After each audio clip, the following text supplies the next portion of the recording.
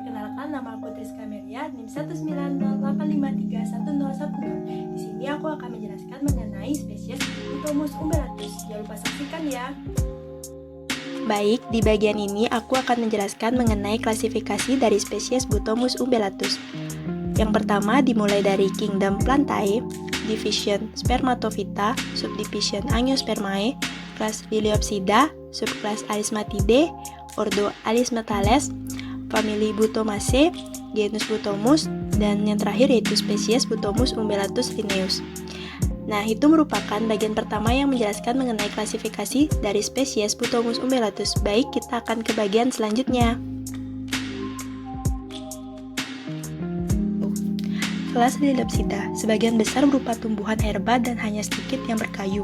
Tidak mempunyai kambium sehingga tidak ada pertumbuhan sekunder. Ikatan pembuluh terbuka dan tersebar. Sistem perakarannya adalah perakaran adventitif atau serabut. Daun pada umumnya dengan pertulangan daun paralel atau sejajar. Kecuali pada Araceae, sebagian tumbuhan dengan pertulangan daun menjala. Helaian daun seringkali berukuran kecil dengan tangkai yang pendek dan terdapat pelepah. Bagian-bagian bunga pada umumnya memiliki kelipatan 3, jarang sekali memiliki kelipatan 2 ataupun kelipatan 4. Embrio biji mempunyai satu kotiledon. Polen biasanya uniapertur atau memiliki satu lubang, dan plastidanya tipe P, memiliki protein. Kelas Liliopsida terdiri dari 5 subkelas, yaitu Alismatidae, Aricidae, Comelinidae, Zingiberidae, dan Lilidae. Pada kesempatan ini, aku akan menjelaskan mengenai subkelas Alismatidae dengan Ordo Alismatales, yang terdiri dari 3 famili, yaitu Alismataceae, Butomaceae, dan Limnocaritaceae. Spesies yang aku pilih ini berasal dari famili Butomaceae dengan spesies Butomus umbellatus. Tanaman ini seringkali digunakan sebagai tanaman hias. Habitus, batang, dan juga akar dari spesies Butomus umbellatus. Mari kita saksikan. Spesies ini termasuk tumbuhan herba akuatik dengan rimpang yang terdapat di bagian dasar dan hidup sebagai tanaman tahunan. Berbunga dari bulan Juli hingga September, dan pada bagian bijinya akan matang pada bulan Agustus hingga September. Pada bagian batang dan akar termasuk rizoma.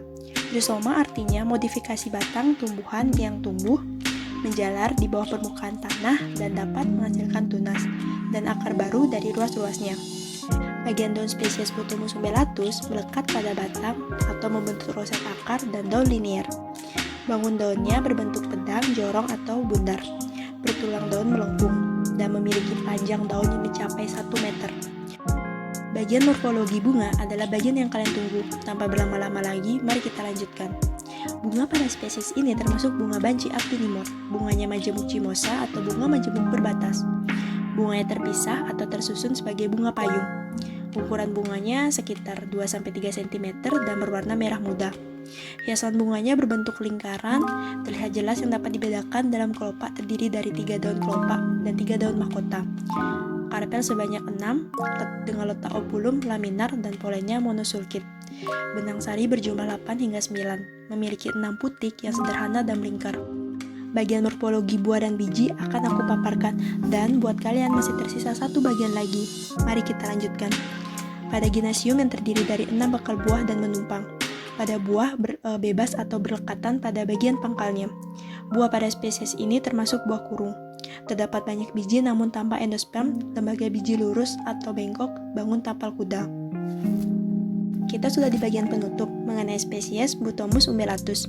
Bagian akhirnya yaitu mengenai habitat Butomus umbellatus yang biasa hidup di perairan seperti danau, lahan basah, rawa-rawa. Spesies ini dapat mentolerir air dengan kedalaman 2 meter. Setelah tumbuh di perairan, populasi dari spesies ini cenderung meningkat dan bertahan tanpa batas. Butomus umbellatus tidak toleran terhadap air yang memiliki kandungan garam atau air payau. Bagian air telah usai. Terima kasih telah menyaksikan video ini. Semoga bermanfaat. Sampai jumpa. Dadah!